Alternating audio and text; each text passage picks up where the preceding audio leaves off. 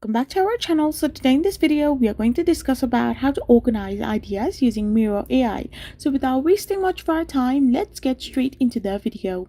So if you are going to organize your ideas using Miro AI, then all you gotta do is simply tap open Miro AI.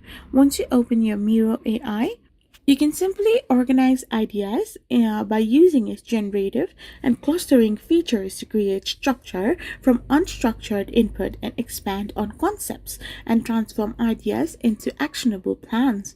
You can generate structured formats, cluster on unstructured content. You can summarize and synthesize the information. You can expand and refine your ideas and transform content into different formats. So this way you can simply organize ideas using your Miro AI. I hope you found this video helpful. So don't forget to hit that subscribe button and do give us a thumbs up.